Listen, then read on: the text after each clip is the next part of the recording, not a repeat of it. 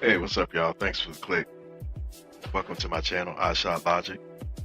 Sports, culture, entertainment, everything crazy going on in this world, past and present, and giving you my take on things from an OG's perspective. Trying to wake up my common sense soldiers out there. Being the OG that I am, a little bit of throwback every now and then too. Sometimes we got to revisit where we've been to know where we're going, and have a little fun with it at the same time. I'm gonna keep it real like property up in here, y'all. So let's go. So it's time that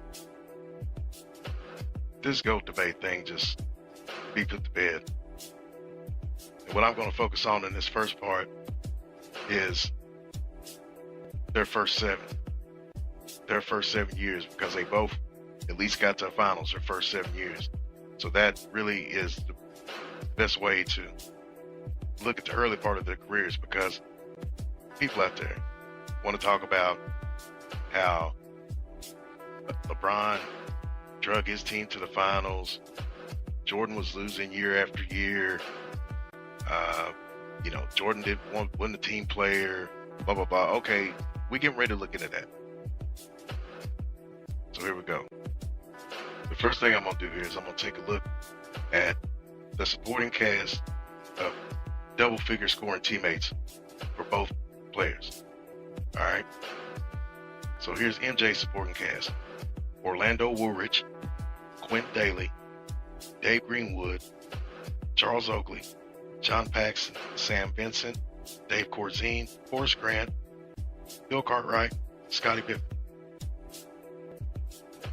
For LeBron, we got Ricky Davis, Carlos Boozer, Jeff McGinnis, Zydrunas Ilgauskas, Ronald Murray, Danya Marshall, Drew Gooden, Larry Hughes, Delonte West, Mo Williams, Shaq, and Anton Jameson. That's 10 for Jordan, 12 for LeBron. Some of y'all may look at this and say, well, the difference doesn't seem like much. But there's more. So let's look at the All-Star. Their All-Star seasons. This is what they averaged. Pippen. You see the numbers: 16.5, 6.6, 2 assists. On the other side, you've got Zydrunas Ilgauskas, who was an All-Star selection in 05, averaged 16.9 and 8.6 rebounds. Not shabby at all. And then the second All-Star that he had in 2009 was Mo Williams, who averaged 17.8, 4.1 assists. And LeBron's two All-Stars, both overall, individually averaged more than Pippen. Big Z in terms of points, rebounds, Mo Williams in terms of points. Two All-Stars that were literally better on paper than Scottie Pippen was. But for Jordan, his combined regular season and playoffs team averaged 105.5 points per game. His double-figure teammates averaged 43.3.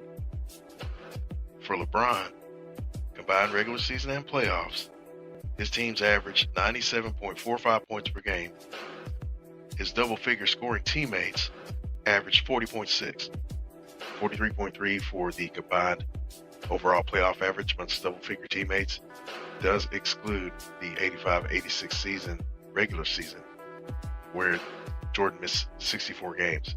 But that statistic does include Jordan's playoff numbers for that year. You'll see that Jordan has a 2.7 point edge in the scoring of his double-figure teammates. Now, some of you all might look at that and say, oh, well, that's a contradiction. That's a win for LeBron. Well, I will give you that it's a win for LeBron if it wasn't for the fact that LeBron had more double-digit scoring teammates. He had one other All-Star, and he averaged more assists than Jordan. Mike didn't want to play team ball. Jordan's team results were better. Had more success from a team perspective when it comes to winning. So which is it? I mean, I'm confused. I'm just saying, I don't get it. What are we going to say, that it's easier to score back then? Nah, we ain't going to say that, because we know that's not true. We're not going to say that they didn't commit to defense back then. because we know the league then and now defensively is totally flipped. Totally flipped. No rim protection. Can't touch nobody. LeBron's bigger than basically everyone he plays against, and they're not allowed to hit him. LeBron's bigger than basically everyone he plays against, and they're not allowed to hit him. Oh, and we sure as heck ain't gonna say that these plumbers, firemen, and mechanics, and milkmen, and janitors, and meter readers, and door-to-door salesmen, ain't that what they are? Well, we ain't gonna say that they ain't no way that they better than any of the players that LeBron played with or against in his era. No, we're not gonna dare say that, right? How did he get more out of his plumbers and firemen and whatnot than LeBron was able to get out of his new age, bigger, faster, stronger type of players? It's completely asinine to say that Jordan didn't make teammates better around him. Even though his scoring was going up at that time, so was his teammates. Horace Grant's numbers improved year over year. Paxson's numbers improved year over year. Pippen's numbers improved year over year.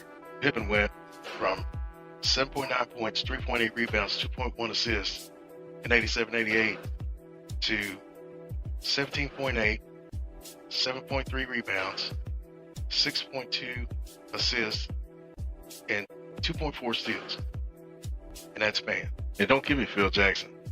Mike didn't want to play team ball until Phil Jackson got there. Okay, for the first 7 years, Phil Jackson wasn't there for the majority of the time. We shouldn't give all this credit to Phil Jackson to say that he turned Jordan into a team player. Jordan was a team player before then. These numbers prove it. I'm through with it. LeBron's supposed to be but he's the ultimate team player, though. Some of us remember back in the day when LeBron was younger, when he was in Cleveland, when they used to give LeBron the ball at the top of the key and let him play 1-on-5, and he was happy to do it. Oh yeah. You think I'm lying? Go back and look at the tapes. Watch in the last 4 or 5 minutes of every close game in the playoffs, their offense was get the ball to LeBron, spread it out, let LeBron go 1-on-1 from top of the key with whoever's on him, and if they collapse, he passes it off, and he was failing horribly. 2 or 3 trips in a row, he'd come down. That same set. He'd get a handoff, get a clear out, top of the key, go to work, LeBron. Couple of dribbles, a move, miss. Put his foot down, spin, go in the lane, miss. We saw it. We watched it. But he's the ultimate team player, though. And he had a guy that's playing in the same era as him, both of them in their prime. Westbrook can average triple-double not once, not twice, not 3, but 4 times for a season. And LeBron never averaged a triple-double for a season once. The man that can't see isn't the blindest. It's the one that chooses not to see. Okay, so let's talk about the coaches. Okay, for LeBron, you've got Keith Smart, Paul Silas, and Brendan Malone he had in the early years until Mike Brown got there in 2006. When Mike Brown got there, he finished with a record of 272 and 138. Now, some may argue, Mike Brown wasn't no season coach. But at the same time, he averaged 54 wins a season when he was there. They won 66 games in 2009. And he won Coach of the Year that year. So that's not too shabby. His winning percentage is 50.74. Now we go to Jordan. He had Doug Collins. From 86 to 89, he only averaged 45 wins a year. When Phil Jackson got there, he had 59 wins in 90 and 91. 51 and a half wins per season between the both of them, between 86 and 91. When he had Kevin Lockery and he had Doug Collins as his coaches, and he was still losing, he was still averaging more points than LeBron's teams were. And this was in an era where the three-pointer was an afterthought, where a defensive player could put his hand on an offensive player and dictate where he went. And we see on both sides the playoff losses that they both had.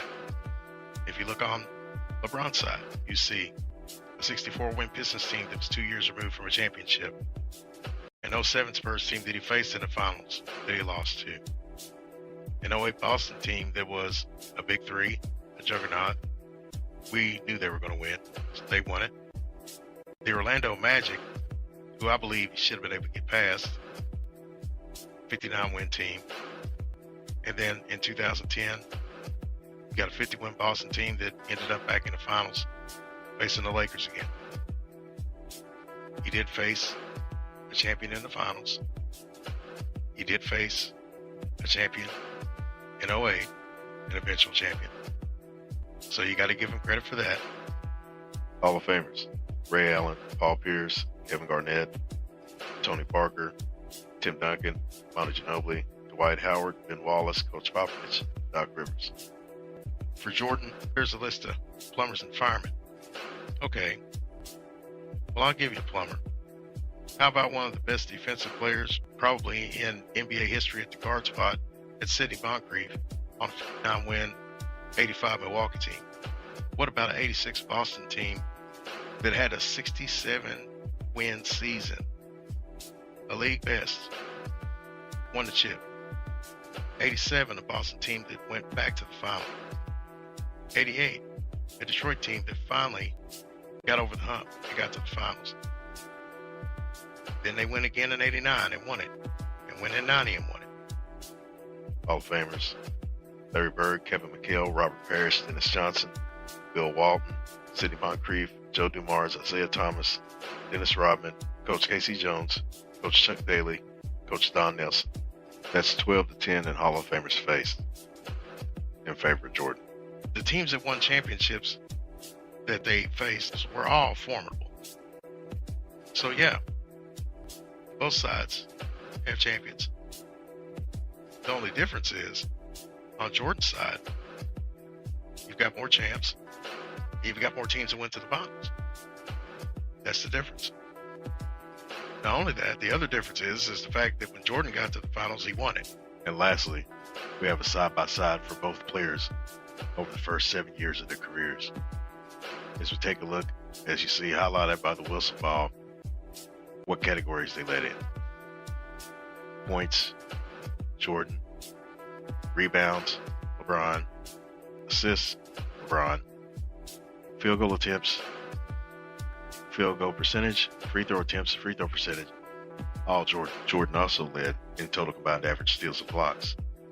In steals, 2.6 to LeBron's 1.6, and blocks, 1.1 to LeBron's 0.9. Here we see that Jordan only averaged 1.8 more field goal attempts during the regular season and 4 more field goal attempts during the playoffs.